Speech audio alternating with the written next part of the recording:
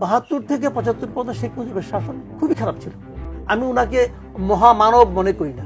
জামাত নাকি সহযোগী ছিল। আরে ভাই ৭১ সালে জামাতের 4 জন মন্ত্রী ছিল গভর্নমেন্ট। ১৯৭১ সালে জামাতি ইসলাম নামে কোনো দল ছিল, বিএনপি নামে কোনো দল ছিল, জাতীয় পার্টি নামে কোনো দল ছিল, আওয়ামী লীগ নামে কোনো দল ছিল। পিছনের দিনগুলোতে কে কখন এসেছিল?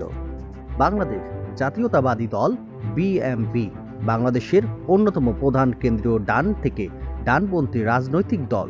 তৎকালীন জিয়াউর রহমান ১৯৭৮ সালের ১ সেপ্টেম্বর এই দলটি প্রতিষ্ঠান করেন।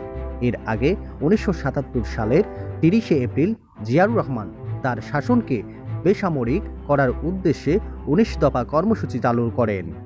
জামাতি ইসলামী ভারতে এর শাখা হিসাবে ১৯৪১ সালের ২৬ আগস্ট সাইদ আবুল আল লাহোরে জামাতি ইসলামী প্রতিষ্ঠান করেন এবং ১৯৭৫ সালে একটি বাংলাদেশে জামাতি ইসলামী নামে সংগঠিত হয়। জাতীয় পার্টি বাংলাদেশের একটি অন্যতম প্রধান কেন্দ্রীয় ডানপন্থী রক্ষণশীল ও জাতীয়তাবাদী রাজনৈতিক দল। সাবেক রাষ্ট্রপতি হোসেন মোহাম্মদ এরশাদ ১৯৮৬ সালে ১ জানুয়ারি জাতীয় পার্টি গঠন করেন। আওয়ামী মুসলিম লীগ ১৯৪৯ সালের ২৩ জুন তারিখে গঠিত হয়। পরবর্তী ১৯৫৫ সালে এর নাম পরিবর্তন করে আওয়ামী লীগ রাখা হয়।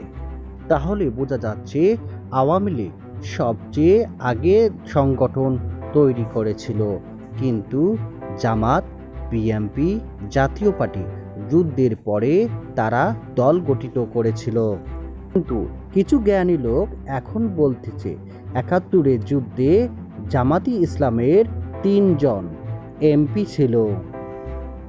এখন তো বাংলাদেশে কোনো জামাতি ইসলাম নামে কোনো সংগঠন ছিল না, তাহলে তাদের এমপি কোথা থেকে আসলো? আরে ভাই ৭১ সালে জামাতের 4 জন মন্ত্রী ছিল গভর্নমেন্টে। জামাতের 4 জন মন্ত্রী ছিল এই গভর্নমেন্টে, পূর্ব পাকিস্তান গভর্নমেন্টে। এটাকে আলোচনা করে